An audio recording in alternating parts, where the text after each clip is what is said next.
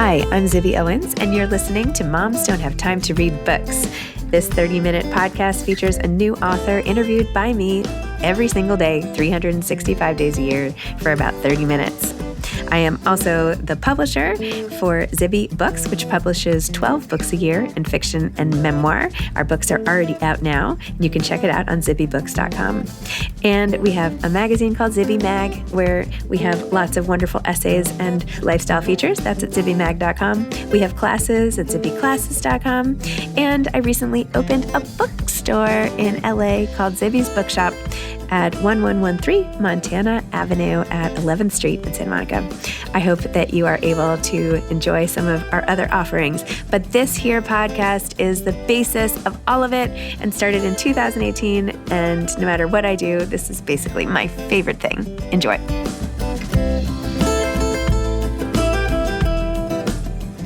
Yael Schonbrun is the author of Work, Parent, Thrive, 12 science-backed strategies to ditch guilt, manage overwhelm, and grow connection when everything feels like too much.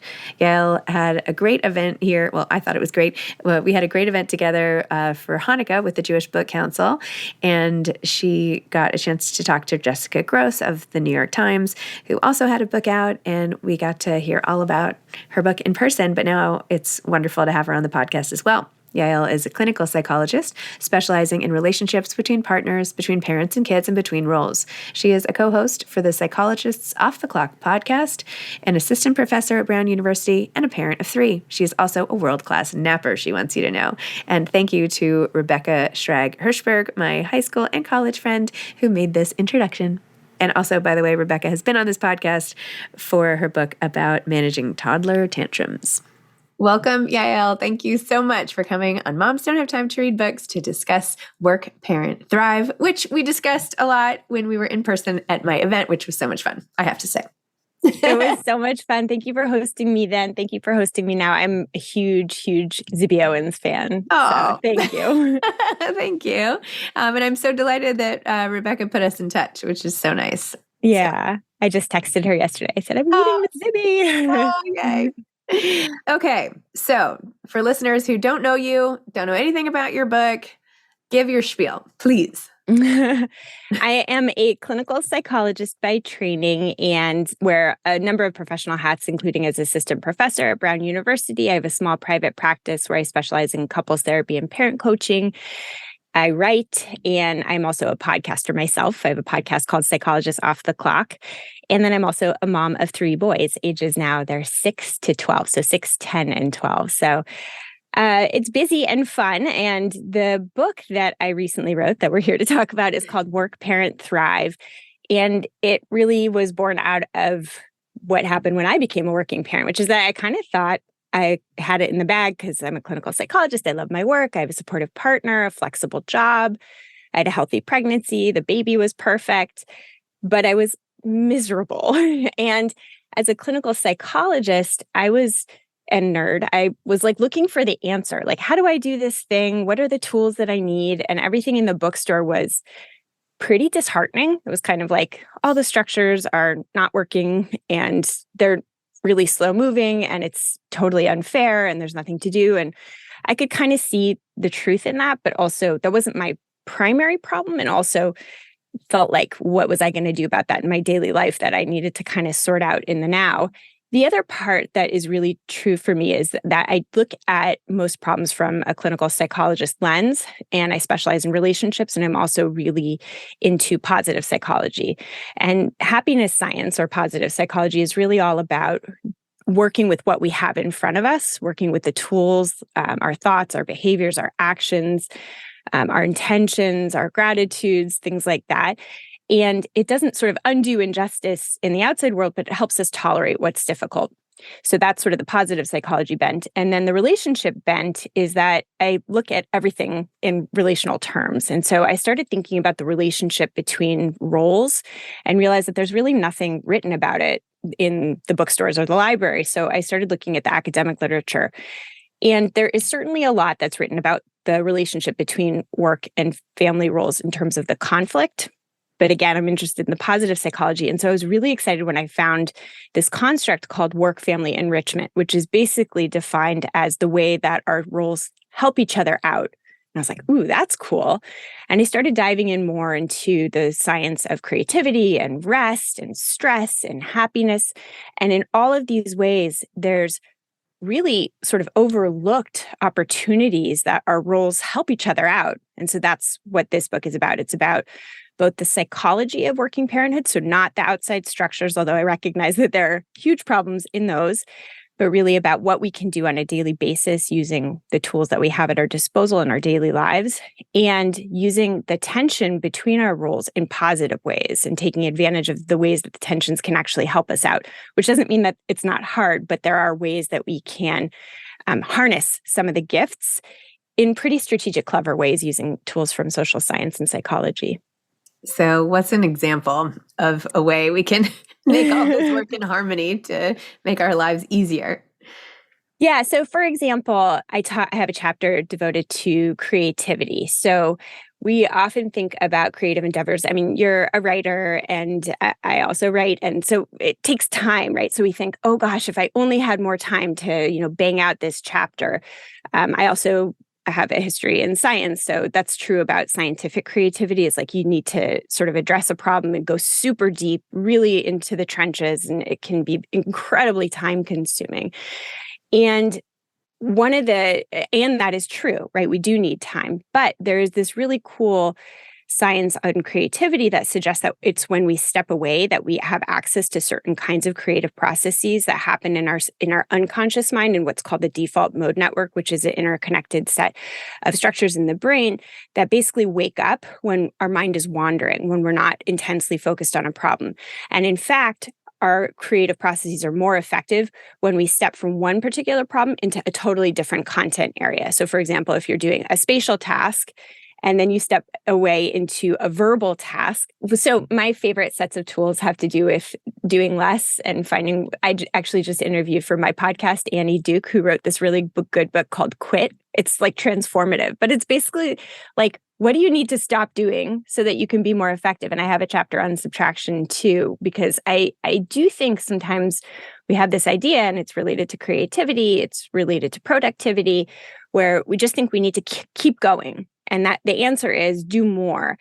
And again, the science on this is pretty clear. That's the recipe for burnout. And in the realm of creativity, it's the recipe for kind of losing your edge, because by doing the same thing over and over again and never taking a break, you sort of really kill your creativity over time. Like you can have a short-term creativity if you work that way, but it kind of dies out over time. So people who are prolific for their life tend to have multiple roles, tend to take breaks from the most demanding work that they have.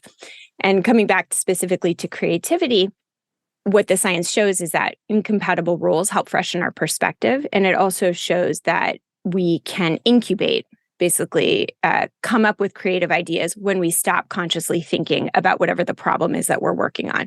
So for a writer, for example, you get stuck on a paragraph and, oh my gosh, now it's time you have to go pick up your kid. And if you only had a few hours, maybe you could figure it out, but you don't. So you put it away and you go pick up your kid. And then magically, sometimes, right, this isn't like a for sure thing, but often while you're making dinner or listening to your kid's story, almost as if out of nowhere, like the line will come to you. And most people have had this experience. I think the most common one is like you have a fight with your partner and, you couldn't like answer the thing that they were blaming you for. And then 3 hours later in the shower, when you're thinking about nothing at all, the perfect response comes to you.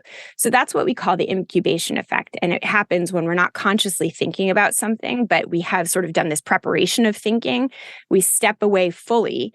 And that's when our creative processes in our default mode network get active.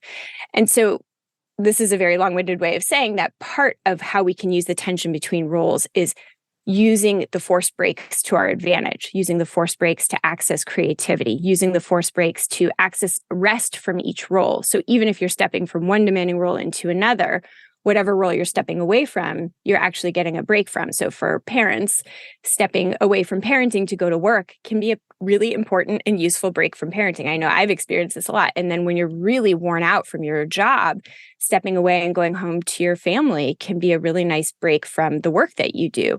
And so sort of to summarize it, it's sort of using the tension between roles to access creativity, rest, happiness, perspective giving, wisdom, interpersonal skills, because when we have access to multiple roles, we have a richer life that allows us opportunities to build skills in novel ways and also to take breaks in important ways. I love all that. Wait, so how do you do all this? Do you take big breaks from your demanding work? You do a million things. How do you do it? Yeah, I feel like you should answer the question after I do, because you're an even more busy person than I am. I am pretty certain of that. But I use all of the tools. So, I mean, what was fun and also extremely difficult is that I went under contract to write this book at the beginning of the pandemic. So all three of my kids were home. At the time, my youngest was 3, and he, a 3-year-old is not that easy to be home with. And my husband has a more rigid schedule with his job. And so it was really hard. And so I got to road test a lot of these science-backed tips, and they really do work imperfectly, like quite imperfectly. So I do a lot of mindfulness. So wherever I'm at, I try, and I'm not a naturally mindful person, but I am very deliberate about bringing my attention back. So when I'm with my kids and my mind travels to whatever writing project I'm working on, I try very hard to bring myself back, recognizing that it's beneficial for my work when I do that. Same thing goes when I'm working. I try not to worry too much about my kids. If I have thoughts, I write them down, but it's sort of a mindfulness practice of coming back. I use micro rituals to transition from one role to the other so that it kind of cues my body and mind to move more fully and efficiently from one position to another. And then I used to burn out like on a monthly basis, get these like terrible headaches. I used to burn out regularly, and I am really into the science of rest, and I find it quite useful personally. And I take Saturdays off from work. I try not to be on a screen at all. I take a nap. And I'm trying to think of sorry, I'm distracted by your adorable kid. One sec. What do you have there? He's bringing in old pictures from preschool, which are really cute. Do you do like a tech Shabbat type of situation or no? Yes. Yeah. Okay. Yeah. So it's exactly that. It's a tech-free Shabbat, and it also involves my Shabbat nap. And I have 3 kids, and they are high energy, and they don't love rest time, but we have rest time. So that's another regular thing that I do, because I'm often the parent that stays home on school holidays, because again, my schedule is much more flexible than my spouse's. So when I have a full day of parenting, I know that my parenting battery runs low. So and my kids just know this because this is our practice, but we have a rest time in the middle of the day. And during that rest time, except for on Saturdays when I really do nap, I work, and they know that. So it's an hour in the middle of the day after lunch. They go to their rooms and I do work, and I use that as a break from parenting. And when I come back to parenting, the pressure is on to fully put away work because they have given me my hour and they expect me to be back. So that provides some social accountability to transition fully. And that helps me rest the work side of my personality and brain. Wow. I love how you just dissected that. That was really awesome.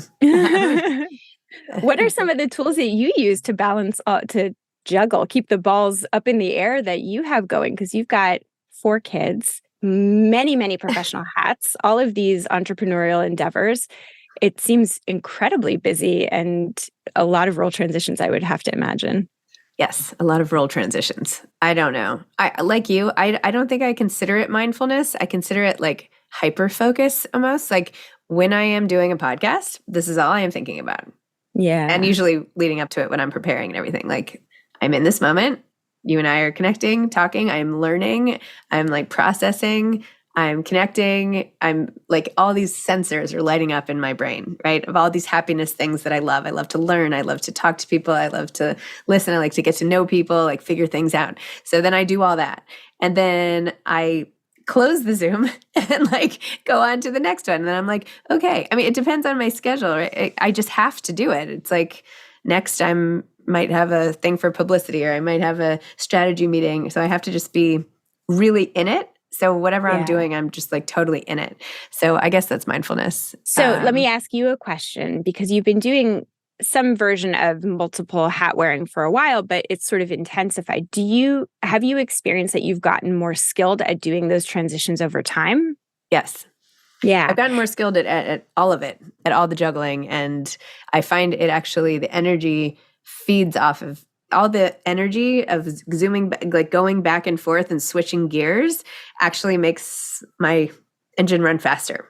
Like that's how, I don't think I knew this about myself until I started doing so many things, but I've always like been this way where I get bored really easily. So I need to have a lot of things going on to feel really happy. And even if I'm stressed, I am happy. But when I don't have enough going on, I get depressed. So I like all this, but it's okay because now I've learned. I'm 46. Now I know for the rest of my life what it takes. So I used to, I talked to, do you know Dr. Amy Shaw? She wrote, I'm so effing exhausted. No, sorry, I'm so effing tired. That's a great title. And now she has a new book coming out called I'm So Effing Hungry. Anyway, she's awesome. But she had this whole theory when I talked to her that people keep thinking that when they're overwhelmed, they need to take things off their plate. And it turns out that it's just the wrong things on their plate. And sometimes they may need to add more, just to add different things. And I think for me, that is the case. Like I can have a heaping plate and be like totally excited. But if I have one of the wrong things, it like ruins the whole meal, so. Yeah. Well, and there's really interesting research about this. And so two things. I mean, one is that I think that there's a mindset issue, is that we often have this belief that we shouldn't feel so overwhelmed, and it causes us to interpret the overwhelm in a particular way. And what you've just described is that you had this mindset evolution over time. And now that you're 46, you realize that the busyness isn't the problem. It's sort of having the right kind of busyness.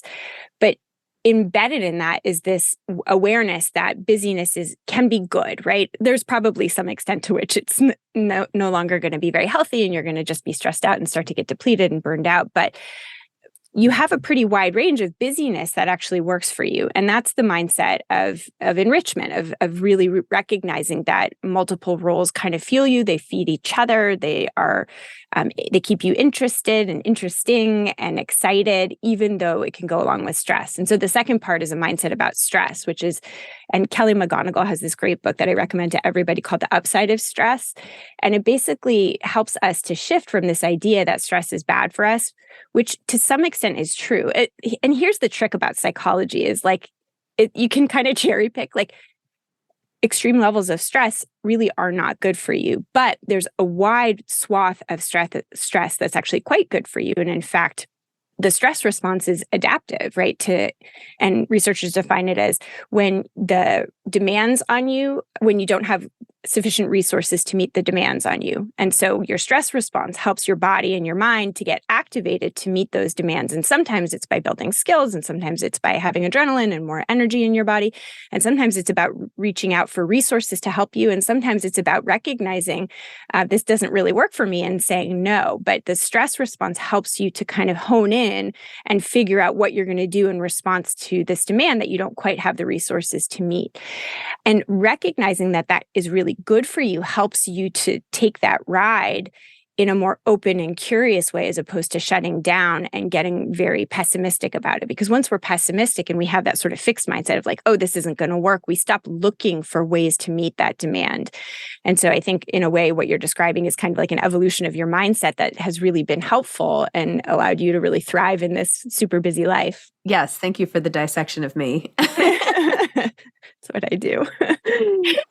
Yeah, this is great. I didn't even have to pay for this. This is amazing. What else? I know. Tell me. Well, I am curious, and I bet all of your listeners are too, about how the tension between work and family roles has worked with having, this is, okay, maybe I won't put it on your listeners. I'm curious how it works when you have a family that's on the East Coast, but you're starting a huge new project on the West Coast. I know you have a place out there, but is the traveling back and forth when you have kids in school stressful? Well, I'm divorced and remarried, and I go out when they're with their dad. Got it. So every other weekend, I have a long weekend, essentially. So I only schedule trips out there when I am either on spring break, but they're with their dad, or it's not my weekend. Yeah. So I don't have to debate, like, when am I going? When am I not? I just look at my custody calendar and make all my plans. And that's how I schedule my work, all of my publicity events, or, events with my authors, or whatever. It's all about when I have the kids and when I don't. Yeah. So sometimes I run very hard when I have the kids, right? That because I stay home. Like it's hard. It's hard. It's hard. So I often take those breaks of like relaxation or whatever. I switch gears in a big way when I don't have them. And sometimes by the time I get there, I'm like falling apart, right? By the end of those 10 days or whatever, I'm like exhausted. And sometimes I'll sleep for 12 hours and just really regroup. But I couldn't do this whole thing without breaks. And when I take a break from them, I'm also, in a lot of cases, I don't schedule meetings on those Fridays and Mondays because I'll be traveling or who knows. And so I use that time to write or catch up or sleep or go to the movies. Well, actually, I don't go to the movies, but you know what I mean? Like fun things with my husband, or we go to brunch, or we went to Rome. And so that's how I balance it. Yeah. What about you? Yeah, well, just before I get to me, this is, I think, one of the gifts of divorce that doesn't get talked about enough. And I actually did an interview with this terrific author called Zoe Chance, who has a good book called Influence is Your Superpower. You should get her on. She's awesome. And she was talking about the same thing, that it makes it easier to sort of do this all into one role, that divorce makes it easier. And so I think it's sort of like the unsung win of divorce is that it's easier to sort of really be present as parent because the time is a little bit more organized in that way, where like that's the role that you inhabit for a number of days, and then you fully step away for a number of days and really make some progress in, you know, your professional life or your other relationships. So I think that can really work. But I do some version of what you're talking about, like where I go really hard in whatever role that I'm in. And I always think, because I sort of build my work schedule around I'm able to do that because I have a flexible schedule, which is a huge privilege. But I always wonder if, you know, on the blacktop, people who don't know me well think that I have a job at all, you know, because I look so much like a mom. I'm hanging on the playground and talking with other parents, and I go home and I bake with my kids, and we like to get crafty, and I, you know, do a lot of the chauffeuring. And then during the day, I'm doing these, you know, fairly ambitious things that require intense energy and a lot of cognitive capacity. And, you know, I'm talking with super brilliant people who are doing incredible things. And I wonder if they know that I'm also this, you know, on the floor with my kids playing Uno at night, mom. And it doesn't really matter, but it's just sort of, you occupy whatever role you are in to the hilt, and whatever role you're not in, you've stepped fully away from. And I really do think that that is a skill. It's not a talent. It's something that you hone over time, which is why I asked you this question of like, has it gotten easier? And this is another piece of the mindset that I think is really important, to really think of it as a muscle that we build over time. And it's a little bit like when you first have a baby, I always think about, you know, like you put the little guy in the carrier and then you have to go into CVS for a minute and you're like, oh my God, when am I ever going to be able to be strong enough? And this is so difficult. And then 6 months in, you're doing it like it's nothing, like it's not a big deal. And I think that's true for a lot of tasks. And that's certainly true of working parenthood, where we have this idea, like, I'm never going to figure out how to juggle all these things. It's just too much. But if we give ourselves a chance to see it as an opportunity to build that muscle of doing these role transitions and building skill in each, and also in building the skill for making those transfers, then it goes a lot better. It's sort of having faith that you can build it. And that really goes back to this idea of growth mindset, which I think is really important when you have a life with lots of demanding roles, and seeing it as an opportunity to build those skills as opposed to something that can't be done or something that shouldn't be done. Wow.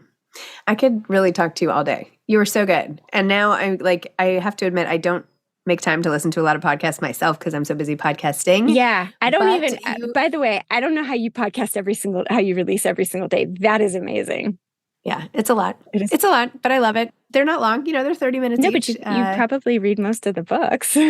Yeah, I have to. Prep time takes a while. Yeah. But I don't know. Like everything else, I've gotten much better at it. Yeah. I've done it 1,500 times. Like, that's wild. Some I read all the way through, some I don't. And I have a mix and match. And sometimes I go deep in the book and sometimes I talk more about the person. Yeah. But anyway, the only reason I brought that up was to say, like, I'd love your voice and like your calm and how you think about everything. So I really do want to listen to your podcast. I feel like it would be so helpful, like in place of the therapy that I don't actually get myself. So anyway, I love your just whole demeanor. So anyway, thank you for everything. Thank you. It's so funny to be told that I'm calm because I don't feel calm on the inside, but isn't that interesting?